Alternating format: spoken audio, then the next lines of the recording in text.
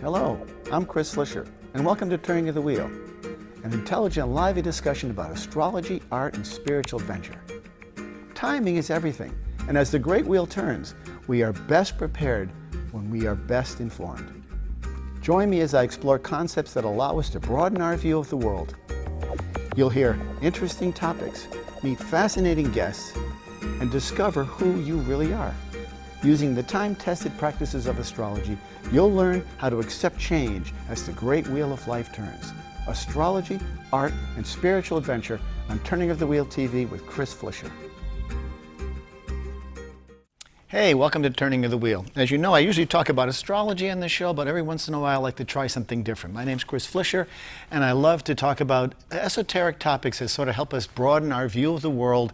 And, this great giant ball we're sitting on, swirling through the universe, is something that's always fascinated me. Now, astrology, as you know, is a time-based modality, meaning that the time that you're born is largely based on where you are and how you arrive in the world at that time. You have attributes based on a singular point in time. So my guest today is Michael Gallileo. He's named after the famous Italian philosopher, mathematician, astronomer. He's going to be joining me, and we're going to be talking about the subject of time. Time and how it moves, time and how we view it, because it is a very interesting construct, something that's always fascinated me, because we never really have anything more than what we have right here and now. And of course, the beauty of cameras and technology has brought us to the spot where we can review ourselves again in time later on. That's the beauty of modern day technology, and it's ever since the camera was invented. But ultimately, as we speak right now, all we have is this moment. So it's great to have you on, Michael. Thank you so much for coming out here to meet us and talk to us. And we have had several radio shows together talking about the concept of time, and so it's been great to be able to meet in person and sort of continue our conversation further, because we're both sort of fascinated in this the passage of time. You know, much has been said about the passage of time. You know, there's many metaphysical angles that go with time. There's religious aspects that go with time. We have calendars, we have years, we've got seasons, we've got hours, we've got days, we've got minutes. They're all tied to something, and that's what Michael is going to be discussing with us today. And so it's great to have you on as a show today, and I appreciate you coming down to the studio to talk about this. So let's get some interesting things out on the table first. Sort of set the stage for us here with regard to the topic of time. And why, first of all, why are you so interested in time? Well, because it's a grand illusion, and many of us are hypnotized by that illusion. And the name Michael Gallileo is a combination, as you said, of the scientist Galileo, who sought truth through the movement of planets and the way the world really worked, and Michael being the archangel from my spiritual religious background. And it's a combination of those two, the spiritual and the scientific, that has made me understand the importance of time for human beings to be able to construct the world that we can imagine it to be in the way we would like it to be. Mm-hmm. So it's a tool. It's a tool. I mean, that's very similar to my sort of process as well, because I think of astrology very much as a metaphysical modality, as well as being based in science. So we have something in common there. We're sort of looking at the world from a different view based on the concept of time. Now, when we think, I always think, I know this is a fact, I think of time as a helios, sort of this gigantic, like a corkscrew. So we have this passage of time going through the universe of events, but we're going down the road each time, further down the road, and we can't go backwards in that. We can never go backwards in that, although Hollywood has tried to help us go backwards many times with Back to the Future and other things, but we really can't go backwards. And so all we really have is this moment. And when you sort of characterize the passage of time, how do you view it? You have a way of measuring it. Well, first of all, you're a little further up the chain when you start talking about time happening in a particular way as movement. Time is only possible because of that movement, but that movement in and of itself is not time. That movement is what we use to construct a system based upon the monitoring of the repetition of an event. The monitoring of that repetition of an event is what we create time with. We track the amount of days it takes for the Earth to make one full rotation around the sun, and we call that a year. In fact, that's actually 584 million miles. Of course, that's how far the Earth has traveled. And it does that every day. We travel 1.6 million miles through space. And that equates to 18.5 miles a second. Wow, that's fascinating. Yeah. So what you're saying is that time really is a measure of distance. Actually, that's what it is. And when you get down to the causal dynamic that drives this universe from one moment to the next, you not only uncover the source of time, but you also uncover the source of gravity and karma. They're all tied into that continual motion that is caused by basically what you would consider to be like an electromagnet. Huh. Interesting. So the fact that they are all tied together, now how does karma and all that tie in with the speed of travel? Well, it's not so much the speed as it is the consistency of the change from what things are to where they're going. As each moment becomes the next, reality responds to choices that are made in the current moment, what we call now. So by understanding time as a sequential, basically a linear event, because it's man-made, the motions may repeat themselves, but time in and of itself is a continuum from beginning to end. All things in this universe live from beginning to end, whether it's a person, a corporation, a TV show, whatever it may be. Everything that comes into existence moves from beginning to end. And we humans have determined a system of time that we use then to apply to create an age so that we can determine how long something has been around, because we're using that motion to create the karmic world around us that we experience. So, I mean, that's the only purpose for time. Well, yeah, and it sort of gives us a foundation for understanding the relevance and the context of events and people in our lives and things that we do. You have to have some sort of overarching structure that sort of holds that all together. And there really is no other way to really explain it because it is such an elusive concept. When you talk about sort of the decisions we make now impact what we do next, that would be the true for almost for everything. I mean, I remember one time we had this conversation where you said the second that just passed just right now, contains all of history in it, because history is cumulative. So all of history is contained within that second, if you think about it, because it's a snapshot of that. But that's a very difficult concept, I think, for some people to get around, because you think, well, the last second was just the last second. We're sitting in a television studio. We're not, we're not with Napoleon at Waterloo, and yet it's all part of that long continuum. So is it a cumulative construct, time? Yes, it is, and in and of itself, because time doesn't exist. It's a man-made construct. What exists is the continuous motion, things changing from what they are to what they're becoming. So we're like a river. But it is a river, and it moves from beginning to end, and for humans, that river moves at 18.5 miles a second. Every second is 18.5 miles long, approximately. If it varies a little bit, it's not enough to make any big difference to us.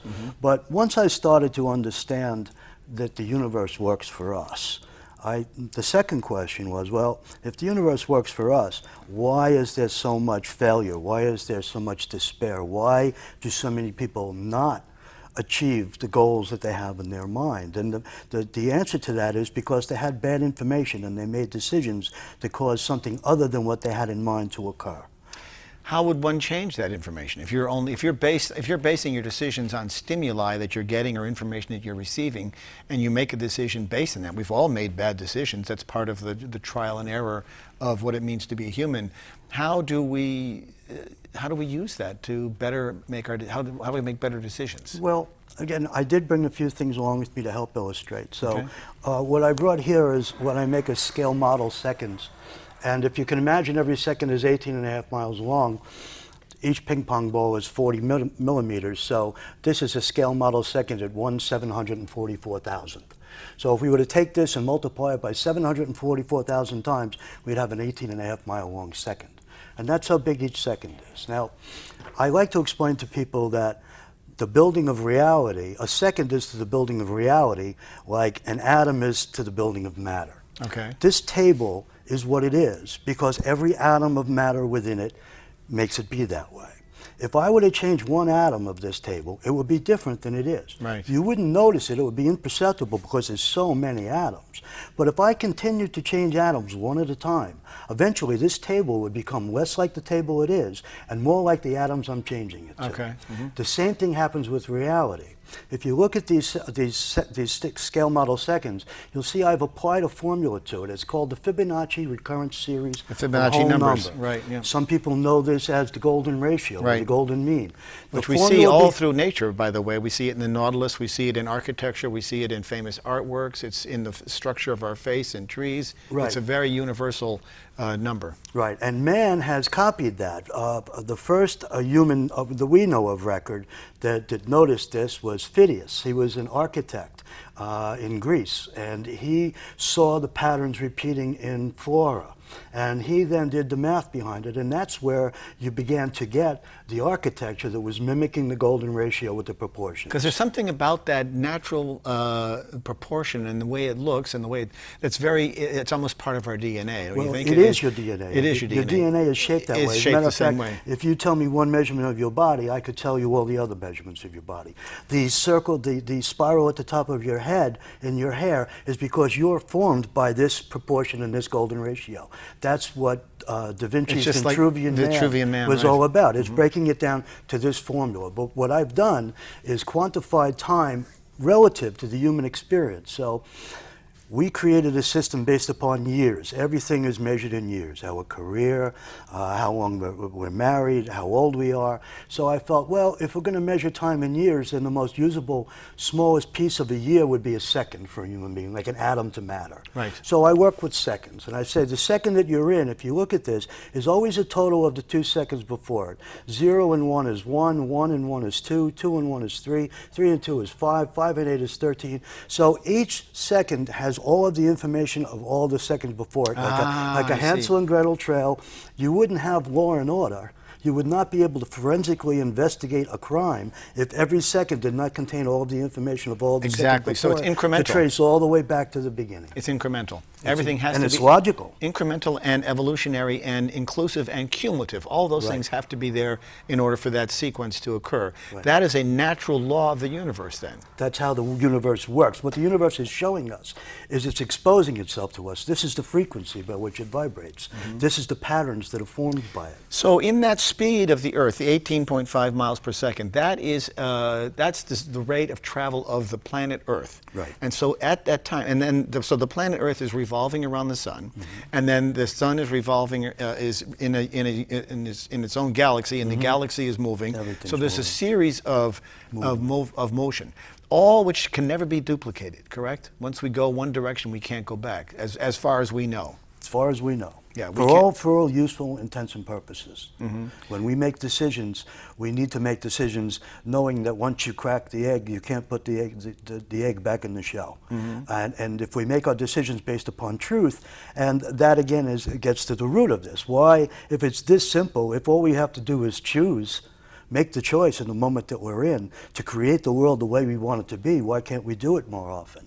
Because we have bad information. And the first thing you'll notice is that the clock that I've created to try to help people understand how time happens, you'll actually, if you can see this on the screen, the clock actually goes in the opposite direction. I noticed that. Than the clocks you've been used to your whole life. Right.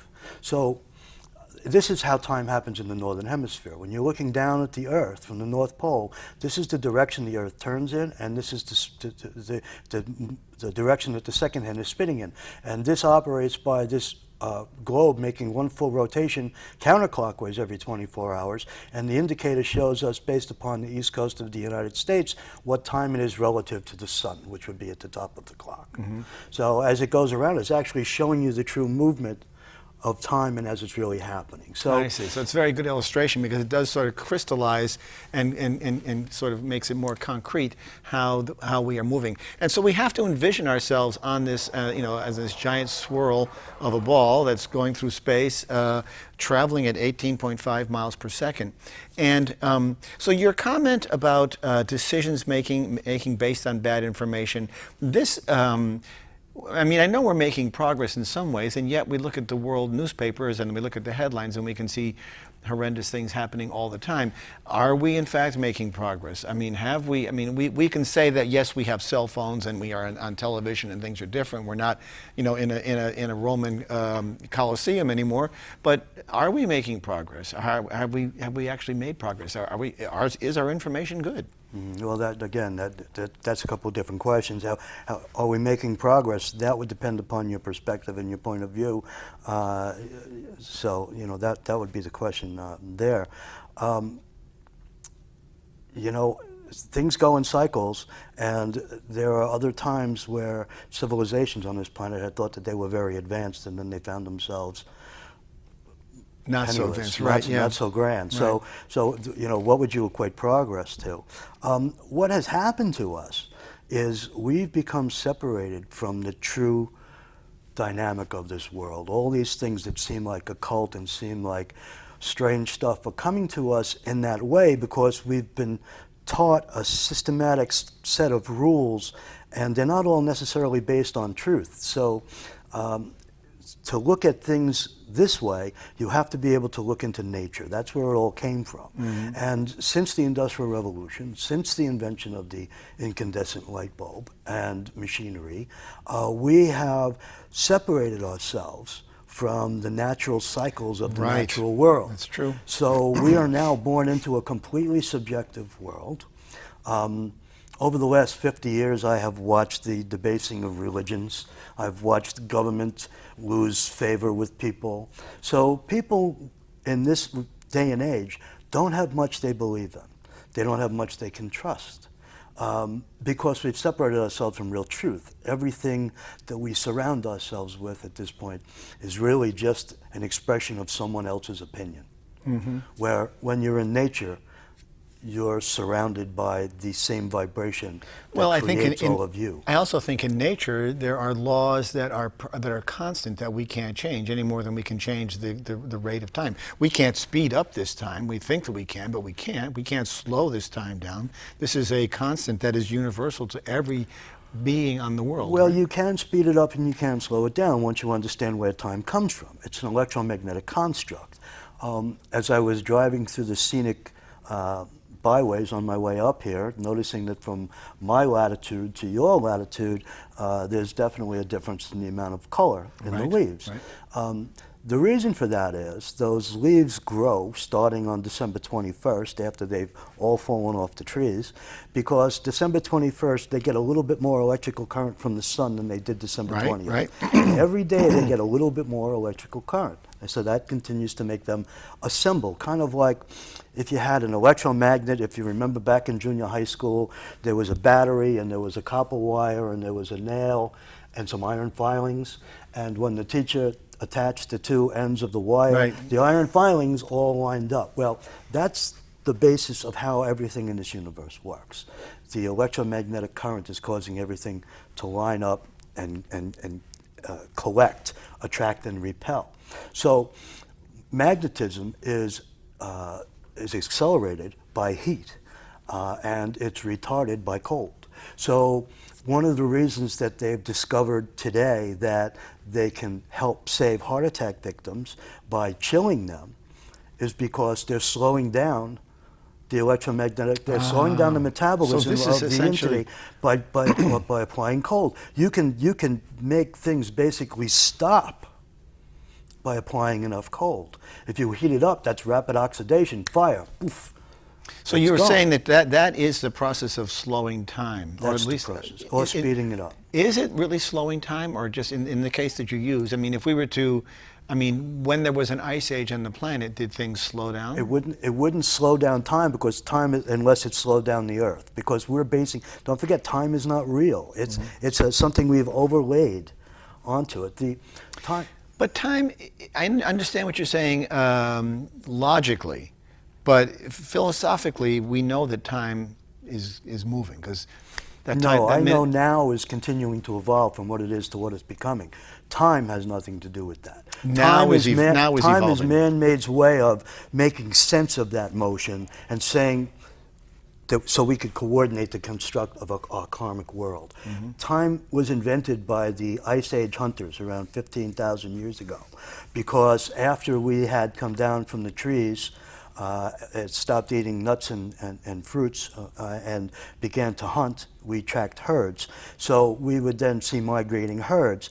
And so we would count the number of moon phases between the herd migrations, and we would say in 6 moon phases, you, me, meet here. Oh, and then we'd see We the, would catch the herd. catch the herd. Right. So that was the use of time. Other than that, you don't really need it. But when you have to build something, when you need to coordinate, the system of time is what helps. Especially when you you're do dealing it. with seasons, you have to come back to a place in time. We know that certain crops come to fruition at certain times of the year. We know there's a time to reap and a time to sow, just as Ecclesiastes says in the Bible, for example. That's a very old and ancient idea. And I understand that process very clearly. That makes perfect sense to me as to sort of the roots of time and where it came from. What I'm concerned with is this, and it's just an intellectual wall of sorts to get over, is the idea of, like you say, we are traveling at this rate of speed, so therefore we are on a perpetual river. We're on a perpetual river that never ends, and that's why we see ourselves age, we see people come and go in our lives, things happen, number of events occur, and yet we have a sense of history. By looking back at them, we can see what happened, and hopefully we can learn as a result of what we have been through, correctly? I mean, but yet that idea of time and travel is fascinating to me, because it means as if, I mean, all we really have is now, and we've already always known that.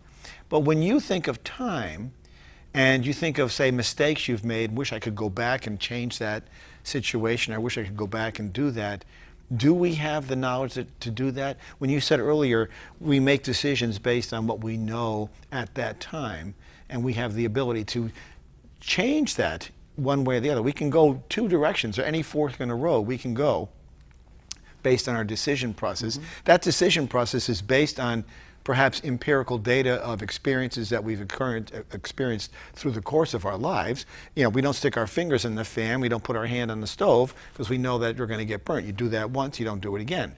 So what you're saying then is that when we make these decisions, what you're talking about, we have the ability to make those decisions properly, but we haven't, correct? In some cases, we haven't. And basically, it's because of bad information. Otherwise, we would have made a proper decision. Well, if there is so much empirical data about the horrors of war, why do we continue to make these problems? Well, because greed seems to supersede. Yeah, there's a definite situation there. You know, the idea of, so right now, even sitting here, we are flying through the universe at 18.5 miles a second. Every second, you've gone 18 miles. And we're always in a new 18 place. 18 miles. Right. And again, it's not the wonder and the awe of the speed. It's not how big the universe is. What you see when you get to the bottom of it all is the nature of everything. And everything happens from moment to moment because of the electromagnetic current and the environment and the nature of the thing. Those things all come together to create possibilities. What's possible in 1 second is not necessarily possible in the next second. It has to be a congruence and a confluence of events that happen to make those things happen. Every moment is. And if you want it to be different, you have to change the confluence. So there's certain ways you can do that, depending upon your nature, depending upon what things are. Sometimes you should act in the second to create what you want. Sometimes you shouldn't act in the second to create what you want. And that's only based on what you know from empirical data of experience. Correct? Well, and it's also you're in a GPS. We have intuition.